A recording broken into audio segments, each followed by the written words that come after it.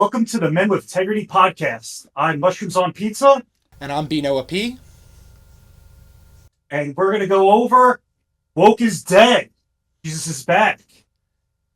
First episode of the new season of South Park. Yeah, so South Park's back after a 2-year hiatus. Season 27 coming out strong. We had Eric Cartman going through an existential crisis. We had Jesus' return to South Park. And we had Donald Trump making his first official appearance since many seasons ago. So South Park is back. And it came out very, very strong, powerful, a nice punch, getting a lot of media attention. Really fascinating is that it garnered 6 million views in its premiere on Comedy Central and Paramount Plus. 6 million views is more than the NBA Finals got in any of its games this year, except for Game 7. But according to Donald Trump, South Park is irrelevant, even though they just got paid $1.5 billion to make sweet, sweet, beautiful content. So I'm super excited that South Park's back. I know you were all super excited that South Park's back. So let's get into it. Let's talk about this episode and what's to come this season. Great. I think I don't want to even overshadow any of the Trump stuff. I feel like we can get right into that. Some of the other stuff that they talk about, like woke being dead and PC principle, is some of the stuff I like most in this episode. But I feel like the Trump stuff is like that's what's going to get him canceled. That's what's going to get him thrown off the air finally. So I really enjoy seeing how they've tried to really distance themselves from Mr. Garrison as Trump. Not even really tried. They've done that. They've said, this is not the same man. This is, Saddam Hussein in a Donald Trump suit. Maybe the Canadian Donald Trump also. And he's back to sleeping with Satan, literally in bed with Satan. Literally having paintings that say, you pointed this one out, you found this good Easter egg. Jeff is here. Yeah, Trump's pissing. It's a portrait of Trump peeing in a urinal, and then on the bathroom door it says Jeff is here. So they're coming in hot, and I think Trump's reaction to South Park really shows how impactful the show is in its return, and how important the satire is, and something that we need in this moment more than ever. Mm-hmm. Especially the way they're calling at the end with Jesus as standing on the mount, as you called it. Not that you called it out, but you called the pun there. But the idea that Jesus standing on the mount is pointing out even Colbert getting canceled is really, we're deep in the fascism at this point. And it's kind of wild that even the comedians are afraid to talk. And South Park being as bold and crass and as timely as ever, it's doing a good job of pushing this good satire that's really saying, hey, if you're really trying to control everything, we're right here. Please take us off the air. Yeah, hashtag cancel South Park, right? And they might get their wish. So the episode came out very controversial. A lot of media talking about it. It exploded, went totally viral, and because of the whole Epstein situation with Donald Trump right now, and that being in the news cycle, this just fanning the flames really just made it so big. I've heard so many people who never watched South Park before talking about, wow, I watched South Park, it's so great, oh my God, I can't believe this is the first time I'm watching it. So it's cool that new people are being introduced to it for the first time. And then it looks like it's just going to keep on going on. What they're going to say about Trump is going to continue through the season, it appears. So, every week that it comes out, an episode, I'm sure the White House might have to make a statement because it's impossible for them to shut their mouths. So, just building off of that, I totally agree. And I think it's kind of funny that it's bringing all this new blood to the fandom. And in a weird way, South Park is so good at that because it's always been, even when it was serialized, it was still episodic. And I think that it's still maintaining that kind of energy, especially because it's just dealing with current events. It's a really malleable narrative format to be able to say, last week the characters built on these things. And if you're watching carefully, you really can have these developments. Like we'll talk about PC Principle in a moment, but to have that kind of development is a really unique thing to South Park, to be able to gain new viewers in season 27. You know, is pretty crazy. And kind of just fun. This whole situation is like people are watching for the first time. They don't know who the Saddam Hussein character is from previous seasons, but they still find it funny. So like, even without the 27 years of context of South Park, people can jump right into it, still find it hilarious. The jokes still play because what they were poking fun about Saddam applies almost equally to Trump and his, what do they call him, a Middle Eastern dictator with a small penis, right? So And I think that's such an impressive, because now if you're a new fan and you're watching the first couple seasons all of a sudden and you're enjoying it, and you get across a Saddam bit that's much funnier, because now you're like, wait a minute, that's the same music. Or even if you go, I want to see the movie, these guys made there's a whole movie, and you watch and you're like, oh my god, because that's probably one of the more viewed pieces of South Park media is the movie. I feel like a lot of people may have only seen the movie and probably even have fond and thought enjoyed it, even if they didn't become a converted fan of the series. So I think that even for people who haven't watched maybe in 20 years, who saw the movie when it came out for a laugh, might have even caught that as a bit. that's a good point. Yeah, and them kind of just doing all those callbacks. What I loved about this episode was it did a lot of callbacks. So if you watched it a long time ago and then you're coming in again for the first time in years, you can still make those connections. So I think that's cool. Like they playing the Saddam Hussein soundtrack music in the background when he's coming in. I think that was kind of a fun callback. The whole Satan in bed with Trump and that whole dynamic, right? Is reminiscent of the movie and a couple episodes of the series. So that's all real fun. And what this episode does is it's like an introduction to a new era of not just South Park, but of like America. There was this shift from about like 8 years or so of them just going after PC and making fun of PC specifically. And now we're in this thing that woke is dead. So, they're going to change their satire and angle to it. And what I find kind of funny is the transformation of those characters that transformed during the PC era now to this woke is dead era. And then that getting a lot of people interested, because I heard online a lot of the chatter was that people weren't really digging the whole making fun of the PC thing, maybe because they're just sensitive PC babies. But now they're back into South Park now that's making fun of this hardline conservative neo-fascism, right? Well, so even if I'm being highly critical of Matt and Trey at their most, making fun of PC babies, I think they often have pretty liberal left-wing perspectives with some nuance. I think sometimes they've missed it, but for the most part they've pretty much nailed whatever perspective they're trying to get. Even if like the punchline has some kind of a line that's a little too far by today's standards, if you're able to get past that and you're new to the series, I think that in a lot of ways the satire still is very successful, and their callbacks in this episode are so good for that too, because I think that the idea of what Cartman says being so horrific that it's that what was something that they used to put on later at night and only on a cable access television show with this 8-year-old cursing and saying slurs was unheard of. It was disgusting then, but the joke was that like that's what children can be like and how awful the world can be. And now it's like, well, that it's almost, and I think that they've even kind of fought this idea before during the last presidential election of this idea of like, ooh, did we do that? Like, oops, did we accidentally make like fascist feel like it was okay to be bigoted?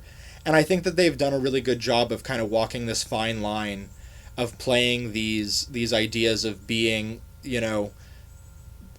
about, I feel like they're really trying to toe the line of, in comedy, how far they can tap dance right on it and then still keep it as almost PC, which I appreciate, because even when PC Principle was introduced, he's kind of a douche, but he's a caring, genuine person who cares about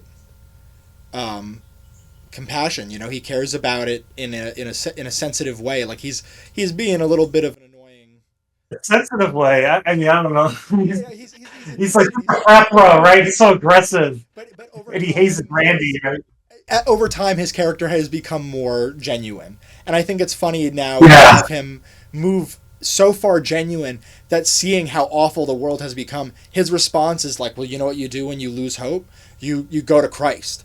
And I think that that's such a great parallel to the real world and how Gen Z, which I feel like it's crazy that he's been around, PC Principle has been around for 10 years, but I feel like he's kind of a parody of these Gen Z, later millennial, our generation kind of people, and they've been seeing in I don't remember where the poll was I saw, but recently I saw a poll that Gen Z, I believe it's men specifically, are all turning toward Christianity as an alternative, that they're all turning right and they're all turning Christian. And I think that PC Principle turning into Power Christian Principle seems like that same kind of misguided, genuine, earnest look for hope in a dark world. And I think that's an awesome level of satire for a character who seems super one note. But they've developed him. I mean, they developed him through his relationship with Strong Woman, Yes. with him with the PC babies, and now you're right with becoming Power Christian Principle, which was so freaking funny. Yeah.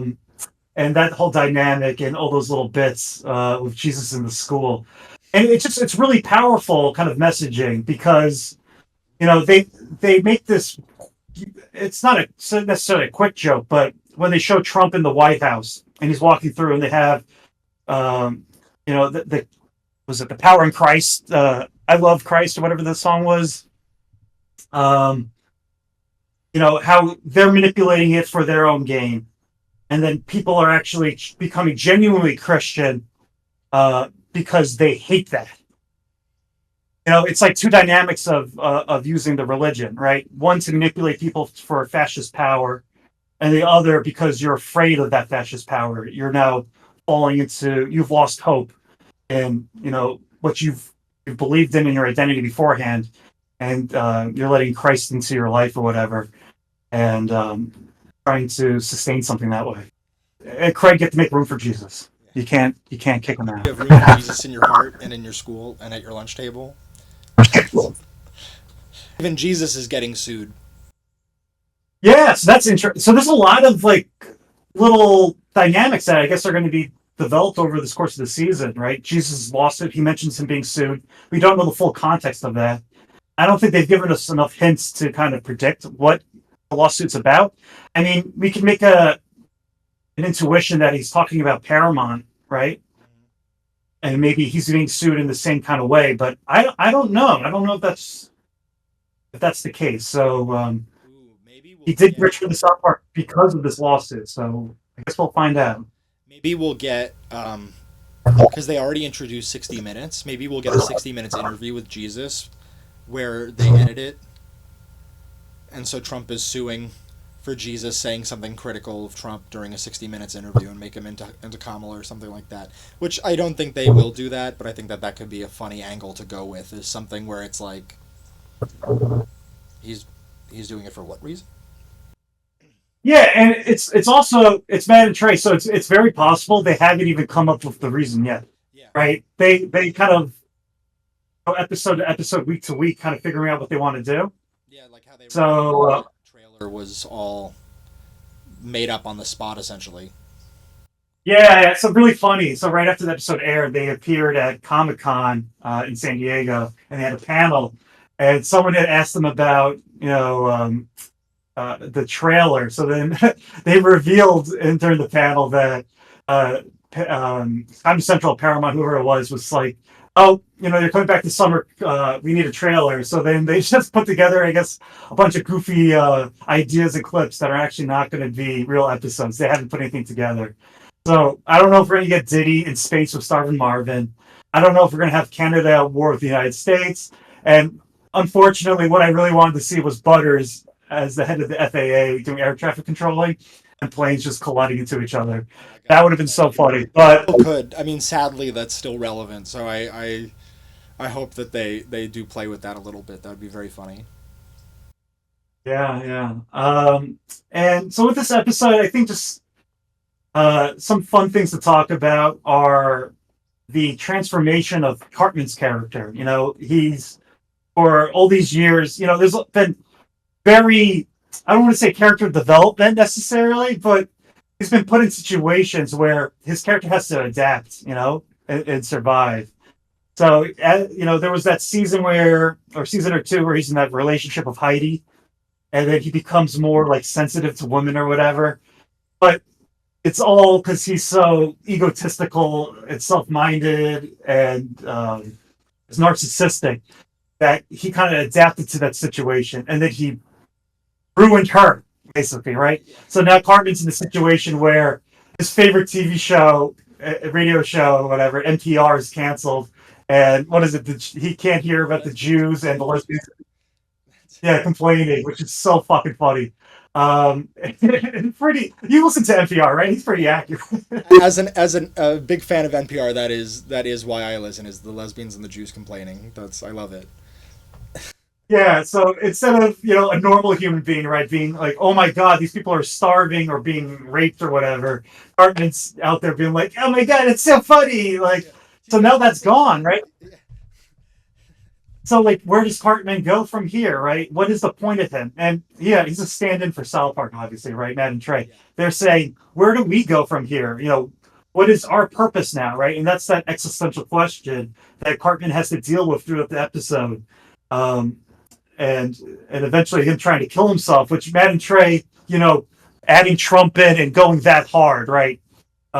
With having his face on that cartoon body and flashing like a Canadian or Saddam or whatever. This is Donald Trump.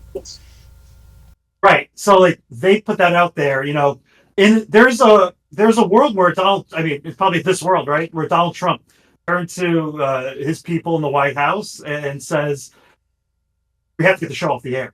We have to get the show off the air. So, that might be something that's matriculating through their web of douchey people and trying to figure out a way to get rid of South Park. So it's Cartman. I just want to, like Cartman trying to kill himself in the car, even though it's an electric car, right? That's so funny and everything. It's like Matt and Trey trying to do the same thing. Like, are we killing ourselves by doing this? Yeah, and the electric car even being the idea that like they can't really do it because they just got valued at $1.5 billion.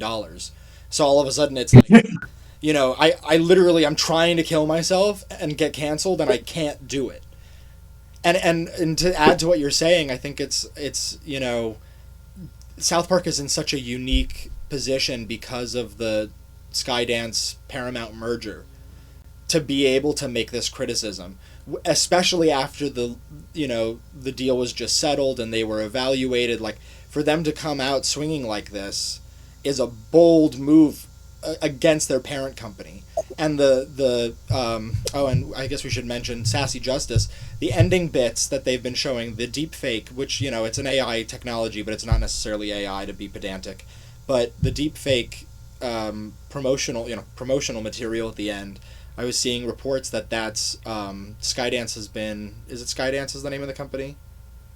Yeah, Skydance is merging with Mark Ellison, who's like this billionaire guy on Skydance, and he bought Paramount for, was it $8 billion? Which means that South Park 1/8 of the entire value of its parent company.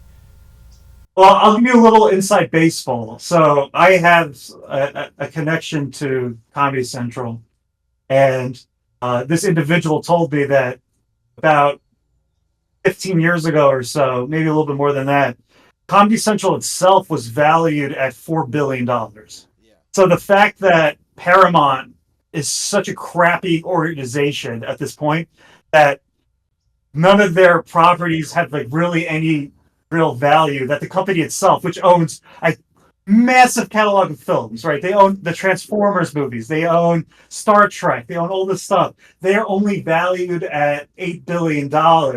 And a huge chunk of that is South Park. Yeah, that a real chunk of that is South Park. And to think that they're not doing any, that they're not really sure what to do with it is God, and I think it's a great position for Matt and Trey to be in, because even if they get canceled, they're billionaires with a B. If they want to leave and continue to say satirical things, maybe in a new format, maybe even with other, South Park adjacent materials. South Park is not an expensive show for them to produce. It takes them a week at a time to make it. They've already ventured off into having their own production studios and their own projects. It would be very easy. Same thing with Colbert and Jon Stewart, if they're all to be, taken off of the air. As long as they're able to find an online venue, people will watch what they say and what they make because those people are so successful and prolific. So much of that evaluation of Paramount is dedicated to those three, peers of creation. To your Matt and I guess it's four people: Matt and Trey, Colbert, and Jon Stewart. It's like those are people who built the brand that we think of Comedy Central as today. So Yeah, definitely. And kind of just like a fun aspect of all this, they have other projects going on. So I know they're working with Kendrick Lamar to produce a movie that's supposed to come out next year. And what I've read about it is that it takes place on a reenactment of a slave plantation, and somehow Kendrick Lamar is like getting haunted by like past slaves or something. I think that's along the lines of what it's about. So they have other stuff going on. They have Book of Mormon, which is still like really big on Broadway. Yeah, they're not desperate for cash, and if they need to do something, I'm sure so many powerful people would just throw like just handfuls of cash at them to do anything they want. So especially because they're such, just the whole story of South Park is such a David and Goliath situation of it being like these two buddies who made a silly video and put it out, and it got picked up in circles way larger than themselves. I think that's it would very easily become one of those things where it's like they contact Mike Judge or they contact Matt Groening, and all of a sudden they're able to fund something a little bit better, or even just their fandom. Their fandom is a bunch of rabid lunatics who would be happy to do anything to see it happen. And also, but they also have their own capital now, right? They're billionaires. Yeah, exactly. And as we've talked about, nothing's off limits for them. They've made sure to get these rights secured for a long time. So it's like they have never been in a position of loss for this. It's always just kind of been, when is it stopping? When are they going to kill us? When is the car going to allow us to die? And this might be it. We have 9 episodes left this season, right? And one thing we know about South Park is they never take their foot off the gas, right? They're just going to go full speed ahead. And if this didn't get them canceled, the episode coming up this Wednesday might, right? So they're going to keep pushing boundaries. Yeah. They're going to take it as far as they fucking can go. And what's cool about it is the further they go with it, right? The more hard they go on Trump, the more media attention they're going to get, and the more eyeballs they're going to get onto the show. And that's more pressure for Paramount to do something, right? So it's going to be pretty cool. I don't think the merger has officially gone through the FCC yet. So there's still time. There's still time for some shenanigans that happen behind the scenes. Well, and that's I was gonna say and I'll bring this up again, but the scene at the end that they gave us those few minutes of Trump, not as a South Park character, as a the PSA. So yeah, with the PSA, Paramount, in order for this lawsuit of 60 Minutes, which South Park brilliantly, absolutely hit it out of the park with their little segment making fun of 60 Minutes with the ticking bomb behind them, the anchors, and with the Constitution, the first the Article 1 in the preamble in the background, right, which talks about the power of the people, right, and there's a literal ticking bomb next to that part of the Constitution. I think that's really, really funny. But they part of the settlement was that they had to do pro-Trump messaging. So obviously, I don't know if South Park was told to do it, or they just found out about it and they're like, we're going to take it on ourselves to make fun of it. Yeah. So I think that's super sweet, and I think we are going to get a bunch of PSAs at the end of episodes this whole season as part of that agreement. So it's kind of a fuck you to Trump, which is a really interesting, once again, like, fuck you to my parent company. And it's like I was saying earlier, I think it's interesting because Matt and Trey have gone so far of of being, same thing with Colbert. Like they've spent so long in satire that they've been so wildly misinterpreted by the other side that I feel like people have not gotten what their actual messaging is. And this episode in particular, they were a little more clear with it. Not that they haven't been, especially in recent years, but I think that a lot of people who don't have a ton of media literacy all of a sudden got that they were the butt of the joke for a while and got very mad. And I kind of like to see that. And I think that I think that's partially why they delayed the episode this week as well. So with the pro-Trump messaging, the fact that they brought in Sassy Justice, who is this character that they created back during the pandemic, I think, in like 2020. At least the technology that they used for Sassy Justice. Yeah, but I guess we could give the audience a little context. So Sassy Justice was Matt and Trey stepping into the deep fake AI field and seeing what they could do with altering people's faces and creating kind of satire through that. So Sassy Justice is this character on YouTube through their production company where he looks like Donald Trump because they put the face over this comedian and he has like the big fat body. And he's just doing he's super gay. He's like outrageously gay, right? And he goes around doing news, investigative interviews and stuff like that. Peter Serafimowicz from Shaun of the Dead, and he was Darth Maul's voice in episode 1. Which I didn't even know Darth Maul has any speaking lines, but he has like half a line, but it's Peter Serafimowicz. Now, with a technology called deepfake, you can get screwed over and lied to in ways never before possible. Hi, I'm Fred Sassy. Today, we'll dive into the world of deepfakes. Plus, is a local Cheyenne dialysis clinic charging too much for dialysis? All this and more, right now, on an all-new Sassy Justice. So, yeah, what was cool about the Sassy Justice and the PSA is they showed some behind-the-scenes images, and you have Trey Parker laying next to, what was his name, Pete Saravich, you said, right?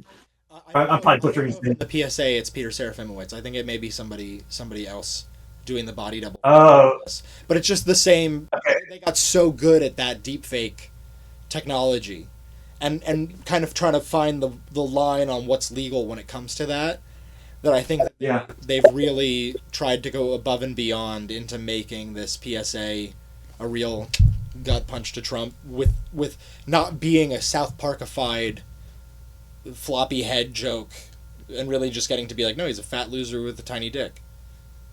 Yeah, and what's so funny is at the end they're like, HeTrumpedUs.com. Yeah. So they put that little link up there. You can type it in and it goes right to their website, and then it shows you that PSA video. So they've separated it so that video itself can go viral without any connection to the animated South Park. Exactly. But it's so funny, and I hope they keep on that website, the HeTrumpedUs.com. They just keep showing PSA after PSA after PSA. And we have Trump in the first one. He's walking through the desert. He collapses. He does it for us, right? With his teeny tiny penis. He's making that sacrifice. Like the episode, which is talking about Jesus, it's kind of like iconography to Jesus wandering the desert before he's crucified. So I think it's cool that they make that little connection, poking more fun at Trump and Christ and that odd duality that shouldn't make any sense. But to so many Americans, they make it work. So I think it's so funny when you put it together as a PSA and for us to kind of just laugh and mock the whole thing. Yeah, and it's so needed at a time like this. Yeah, it's so needed. Do you want to talk about the delays to the next episode? So if you want to talk about what happened, why is South Park a delay between episode 1 and episode 2? I have a few theories to throw out here. Okay. Yeah. So the delays, there's a lot of theory. I have a couple of theories going on why it's delayed. First, right after the episode aired on Wednesday, the day after, they had a panel in San Diego for Comic-Con. And during the panel, they said they hadn't even started working on the episode. So it's quite possible that when they were there with Mike Judge and the guy from Hot Rod, was it Sandberg? Andy Samberg? Yeah. So I'm sure they were hanging out with people, and they didn't get back to making the episode in time, so they probably ran out of time. So that's theory number one. Theory number two: they took off the week to film a crap ton of PSAs because they probably decided, hey, we filmed this one, let's film a bunch of them, and we'll spend a week filming these. So that we don't have to do it week to week. We have them all set and ready. We can drop it at the end of the episodes. So I think that's theory number two. And then theory number three, it's possible that the merger is affecting it. So they had a deal with Paramount. It got leaked by three unnamed individuals who, in the LA Times article, said that they didn't have permission to disclose any information. So it's quite possible that Paramount leaked it in order to put pressure on Man Trey to come out with an episode, but maybe it wasn't officially signed in ink. So maybe they were still negotiating some fine details of this $1.5 billion deal, and maybe that caused the next episode to be delayed.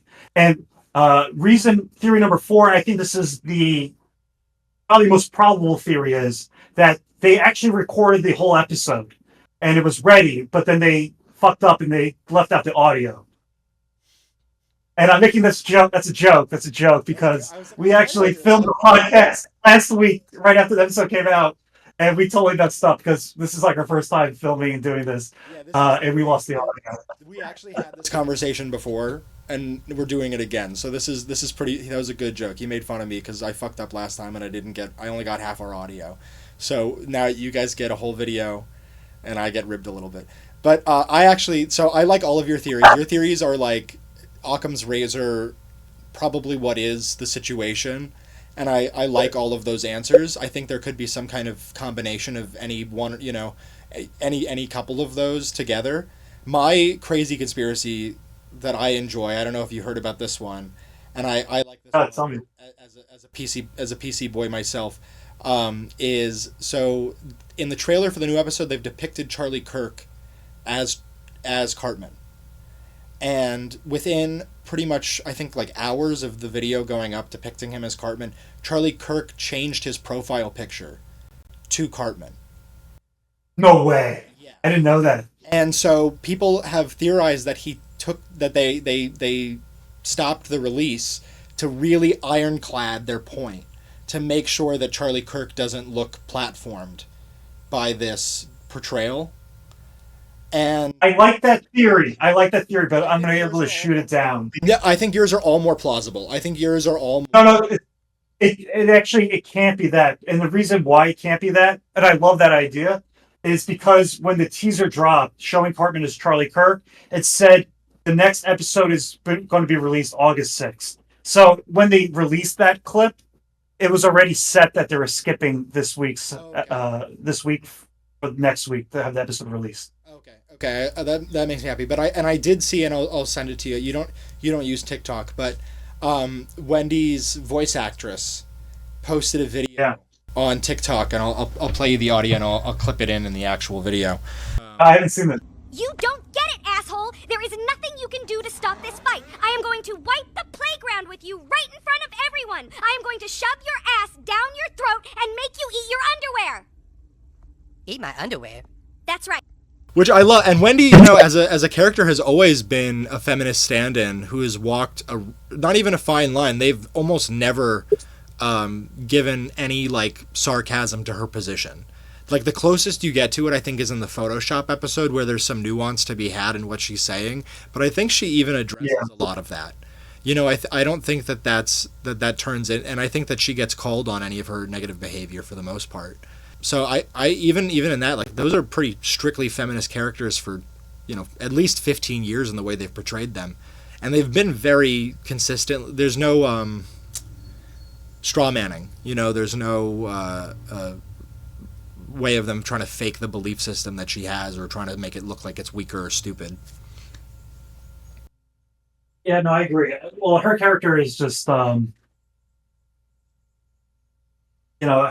is like an antithesis to Cartman at times, right? They're opposing more so than Kyle, which is more like they play off each other. Well, and I think over the years, Kyle has decided to kind of give Cartman the cold shoulder in many situations, where it's harder to put them in the same scenario where it's like almost like Kyle's like, fuck this guy, I don't want to hang out with him. And there's a lot I want to talk about in what might happen next week's episode, but I think we should, before we get to that, start hitting some important characters and themes that we saw in the first episode and what might happen in the later episode. So we started talking about Power Christian Principle and this kind of transformation of the character. And we know that Jesus in the school and Christianity is probably going to be a big theme this season. So Charlie Kirk, for example, as you mentioned, is a big neo-Christian, neo-fascist Christian. I don't know what's the exact terminology that I use for them, but yeah. So Cartman, so we have the idea that Jesus now in the schools. There's advertisements for all this Christian stuff all over the school. So, like, just to hit some Easter eggs real quick before I get to my point, on the bulletin board in PC Principal's office is an ad for Christ Fest, which is a throwback to the episode Christian Rock Hard, where Cartman starts a Christian rock band, and they have to go platinum year, and it's so terrible for them. But they make a callback to that. There's Proverbs 22-6 on PC Principal's laptop, which is a proverb from the Bible about teaching children and bringing them up, I guess, in Christianity. So this theme is definitely going to be present there. And now we have Cartman, who's hopeless, right? Who, like PC Principal's hopeless. Cartman, for two different reasons. PC Principal's hopeless because his whole identity of PC's dead. There's no way for this to sustain because Woke is dead. And then Cartman, Woke is dead, so he can't make fun of anything. So where does he go, right? So both of them turning to Christianity, I think it's going to be at play this season in two different ways. And it showed PC Principal sitting behind him as Charlie Kirk in the trailer. So I think that's very much the direction they're going to go, that it's probably going to be like, you want to kill yourself, son? Well, maybe you should learn about Jesus Christ. And then it's going to turn into, oh, I can bully people in the name of Christ? This is awesome. Woke is dead and I get to be a disgusting little Hitler all on my own. And using Christianity as a shield, right? Yeah, exactly. Using Christianity as a shield, where he's actually positioning himself as a moral good person every time he says something terrible. And I think that's very Cartman, and I love to see that move. And I think you're totally right that that's going to be the direction that they're going to go with that this lack of hope is going to turn into, and I'm really curious to see what that develops with Jesus, because South Park's Jesus is a very good man. He's Jesus. He's not a satirical take on Jesus in many ways. Like, it's a satire often in the way that he's presented to the public and how he's perceived by the public. But the way Jesus himself is often presented as a joke or as a character is very sincere and very kind to what the depiction of Christ should be in media. And I think they do a very good job of, once again, walking a fine line with that.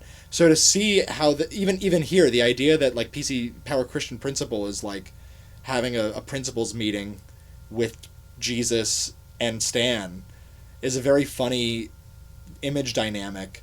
And to have that be something where it's at the end of the episode, Jesus is still like, stop it, guys. Like, now is not the time to be bitching about this. Everyone shut up! Which is very funny. That's a very, and I feel like that's a very Jesus in the 21st century kind of thing too, is like, shut up and eat your bread, shut up and eat your bread. Is with the world of privacy dying, the idea of telling the public to kind of... Yeah, and maybe that's like a real thing. Like, I don't go to church, but like maybe it's a real thing where people are going to church and they're seeing all this thing, like all these horrible things going on, and kind of using Christianity as a tool. And maybe they're trying to speak out, but their priest or reverends are just being like, just shut up, we're not talking about any of this. Moving along, right? Yeah. How the company line almost. So I think that might be even like broader, maybe actually like a real thing, where here in South Park, it's Jesus saying it, but maybe in all these in real life, maybe that's the case for a lot of people that are religious and they want to talk about it in their churches and stuff like that, but they're afraid. I just love Matt and Trey. I feel like it's so like Brechtian, like the idea that these characters are themselves but also representative of greater ideas. that at the same time we have this narrative that walks, but it's also like a bunch of fart and curses. It's like what a strange narrative concoction they've got here of like the highest of highbrow mixed with the lowest of low. I always appreciate that. Yeah, and such a great joke in the premiere episode was, they're having a serious conversation about religion in schools, right? So then the joke is Randy is on his phone with ChatGPT, right? And it's giving him the answers, and his wife's there, and she's just like, meh. Sharon is all butthurt that he's not talking to her, and he's showing no affection to the AI. So like again, like that's such a stupid joke, but they're talking about a real serious topic, right? Separation of church and state. Yeah, and I love that it's also this like confirmation bias of just going to AI, like him going, yeah, yeah, they shouldn't be doing that. Should they be doing that, AI? And it's like your wife doesn't have the answer. But I feel like that it's such a good, and I wonder how much they'll, speaking of how they do serialization, I wonder how much they'll bring back from previous AI bits, that they've done over the years. Maybe some of the Alexa stuff, or some of the things about, AI replacing everyone's work will be good. Yeah, that looks, with that specific joke, it seems like it could be called back later this season because it didn't go anywhere in the episode. That was like the one thing that I thought was odd, but because usually South Park, it goes from point A to point B to point C, and it makes sense and it tells a story. They kind of dropped that. So I think they were trying to say something and make that develop into a concept, and then it just got kind of overcome by the whole Trump hilariousness. I think they'll save it for another few episodes down the line. It'll be something that pays off in the long run. Or even if it doesn't fully pay off, it'll be something that they'll call back to enough, I think. It fits Randy's character. Yeah, it totally fits his character. And Randy getting everyone all rallied up together to, stop the president from doing all of this. They go to Garrison's house, and then he's there with Rick, and they're watching White Lotus, and that was one of the highlight of the episode for me. It was so funny because, we all expected Garrison to return as Trump, and then you get that shock that way Garrison's not Trump. Because the last episode we left off with South Park a couple years ago was Garrison was rallying down in Florida, and he was becoming Trump, heading to this election season. So the fact that they turn it on its head, he's not the president anymore. Garrison's going to be back just being his horrible self in South Park, and then we could still parody everything going on in the White House without making that too much of a distraction. I think it's cool. But then from there, Randy getting everybody together, then Trump's threatening to sue them, and then they have to go through this whole settlement, right? They go to the law firm of Taylor, Brofowski, and Swift, which is a hilarious joke on itself. And then they have to agree to the terms of their settlement, right? And that goes with the pro-Trump PSAs. So where does Randy go from there is kind of interesting, because he's so insane. I'm really excited to see what crazy things he gets wrapped up into because of this lawsuit and everything. Yeah. I totally agree. I think they're kind of trying to move away from Randy in many ways, but it's inevitable because I feel like they're using Stan in many ways as kind of a stand-in for Randy. So I'm excited to see how they're going to develop. There's just so many angles and directions they can go, and I think once again going back to like the power of them being so good at satire and social commentary at the same time in such a unique way. Somebody like Garrison, has been a character who for years has been misinterpreted by right-wing viewers as like an insult to trans people or an insult to gay people, but in reality Garrison is often depicted as like just a bad person who happens to be in these communities and is often rejected by them or seen as disgusting by them as well. And I think that it's kind of much like Power Christian Principle. Like we've seen Mr. Garrison be a deeply closeted gay man, and this is not my take. I saw this and stole this off TikTok, but we've seen him be a deeply closeted gay man. We've seen him be a trans woman. We've seen him transition to being a gay man. We've seen him transition to being Trump, and now we've actually seen him like finally actualized as just like a nice man watching, watching what is it called? Flying Lotus? No, that's White Lotus. yeah, White Lotus with his husband. And it's like it's kind of a nice character arc for him. Like we kind of got to see he's in remission. Like he's not trying to go through his Trump. He's not in Florida partying anymore. He's just at home hanging out.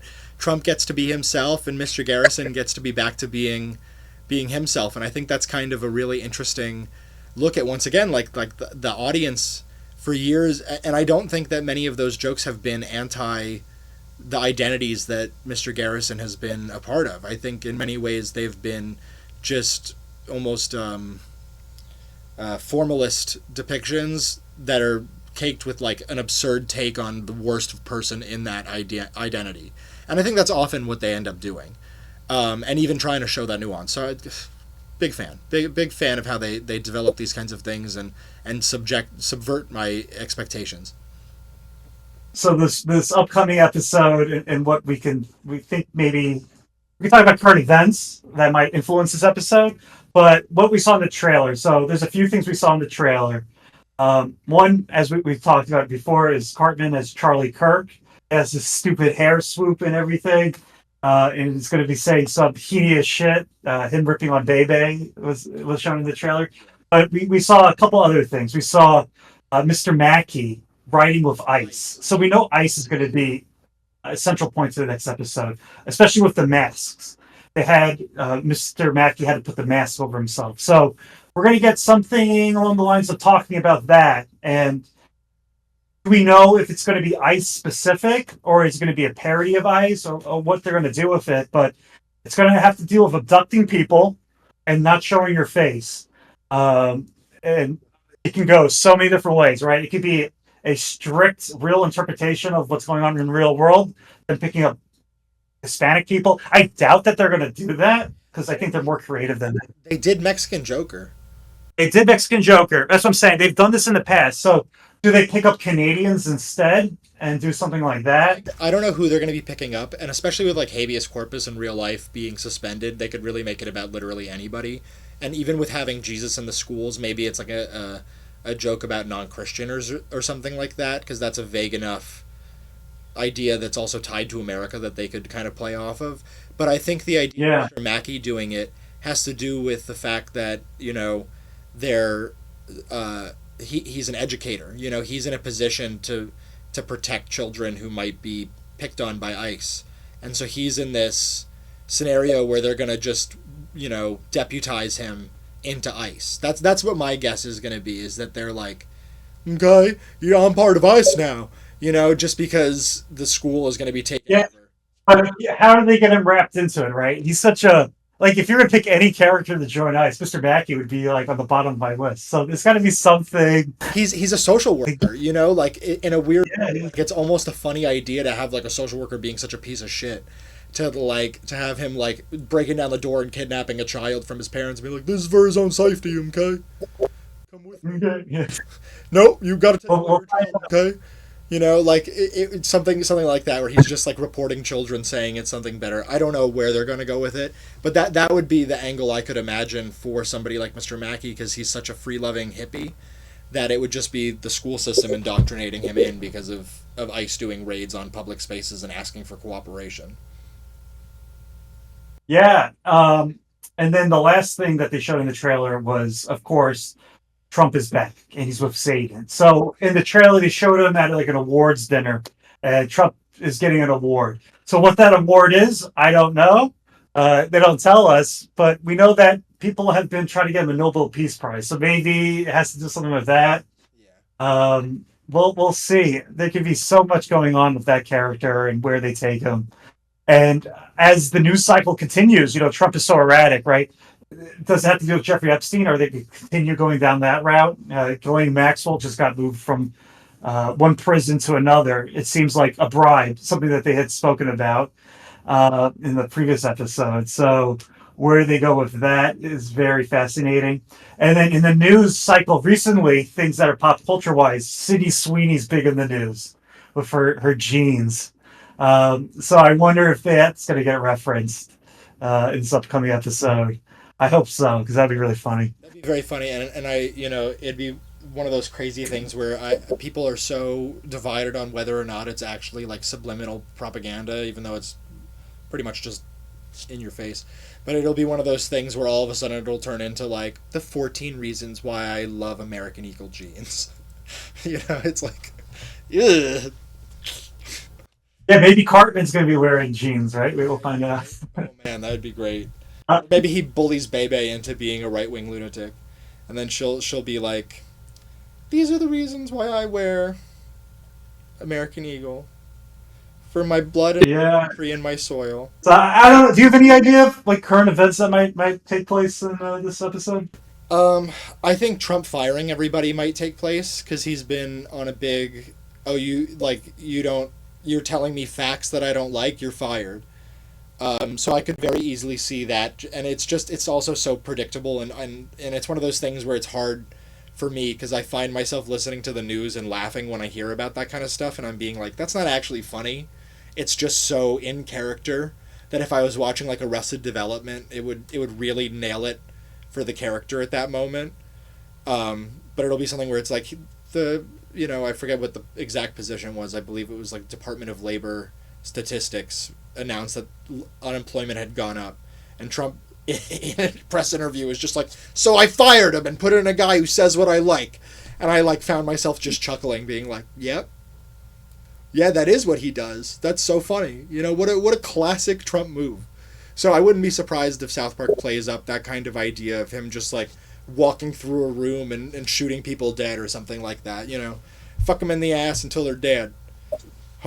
And then just with big things like Trump's threatening all these our allies about war and stuff, right? Invading Greenland. I don't know what, but threatening nuclear war with Russia is very clearly a hollow threat meant to just make us look at something that isn't something else. And I'm not always a fan of when they do that.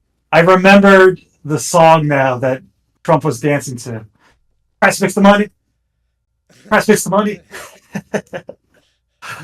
So if you want to throw that, price fix the money.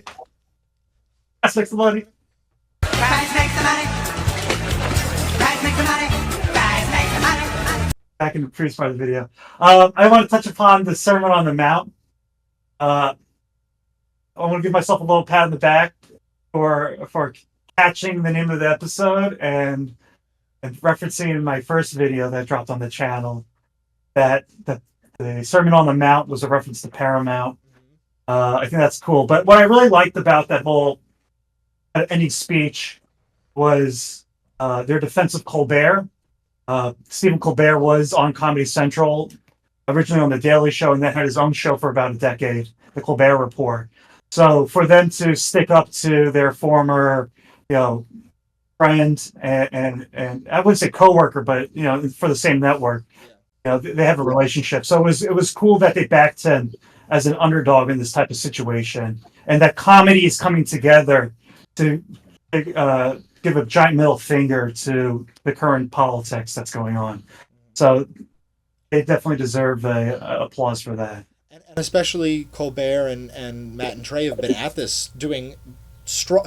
In some ways it's kind of a funny line because I feel like growing up, finding out that somebody was a Colbert fan and a South Park fan, but that they were also Republican was always kind of confusing to me because I was like, they're making fun of you, right? And so in some ways, I mean, I don't know. That's not their fault. I think it's very clear satire across the board for these boys if you actually just like pay attention.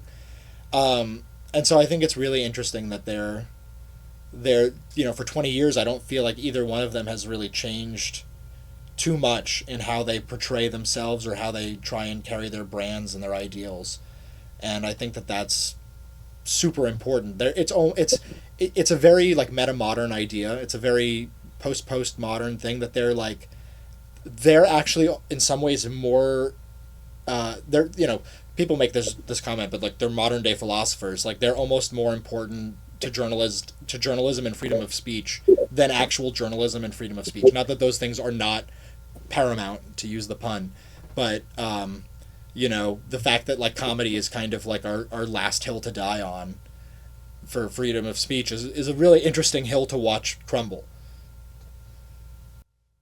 Yeah, and we'll get more and more of it through the season because Trump ain't stopping what he's doing, and Matt and Trey ain't stopping what they're doing. So we're gonna get a lot of great coverage.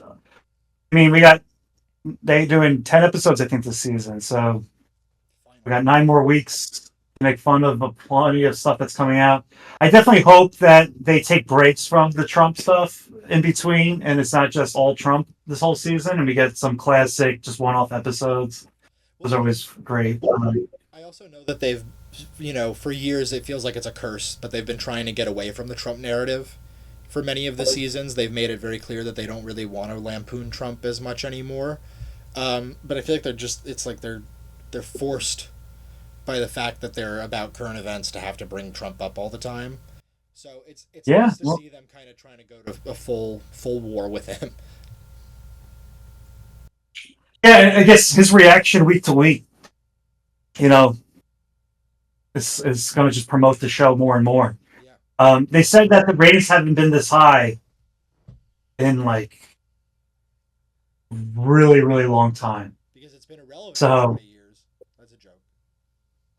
yeah, yeah, but like over time, shows that are on for 27 years, they're gonna lose audiences over time. People don't want to watch the same thing, necessarily. But like the ratings are as high as they ever been, Yeah. and hopefully it continues. And if we're doing podcasts covering these episodes week to week, I'm sure we're gonna get a lot of audiences coming to tune in here.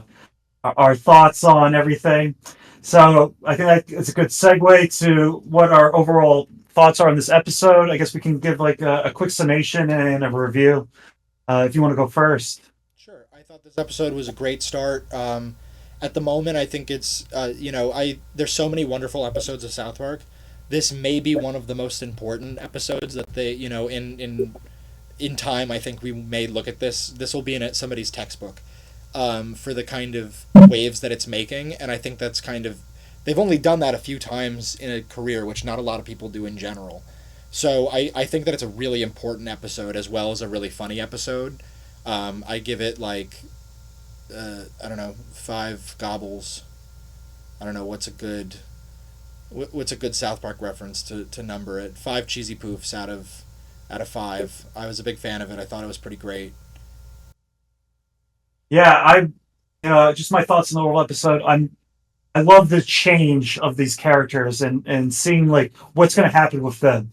So just for a premiere, I think it's really cool that they're setting up the whole Our Christian, Cartman's existential crisis, Jesus and um, yeah, Jesus woke is dead type of thing. So setting that up, I think they did a great job. I don't think it's one of some people are saying it's like the best episode ever. I don't think so. I don't know it's even my top 15, but it's definitely one of the great. There's 330 episodes or whatever, so it's up there as one of the best episodes, one of the best premieres. 9 out of 10 smacky s'mores. Really, really good. And I just love how, again, I think the conversation between Butters and Cartman, that's obviously Matt and Trey. Trey voices Cartman, Matt voices Butters, and their suicide pact. What are they going to do? yeah, yeah. I'm so excited to see. When it becomes and I love how Butters is just so easily convinced into anything, but just this idea that it's like, oh man, we used to be subversive and now this is just the culture, is a really interesting avenue to go down. And like you said, 330 episodes, 27 seasons. Like I still watch The Simpsons once in a while, but not really. I mainly stick in those first 9 seasons if I'm gonna watch The Simpsons. They're not putting out stuff that's this relevant. If Trump said that, I was thinking, if Trump ripped on The Simpsons, I'd be like, yeah, he's kind of right.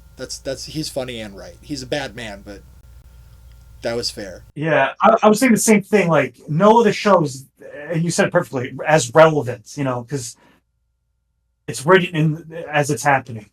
So you can never get like this level of satire as a cartoon, Yeah. especially right.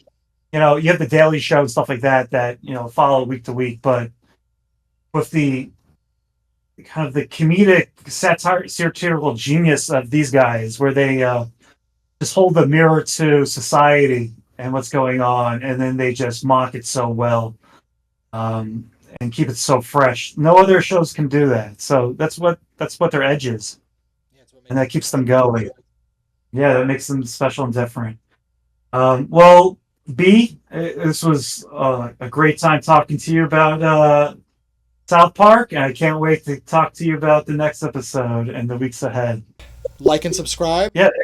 I'm B Noah P, and this is Mushrooms on Pizza, and this is Men with Tegridy Podcast. Like and subscribe, and tell us what you think of the episode and what you want to see going forward.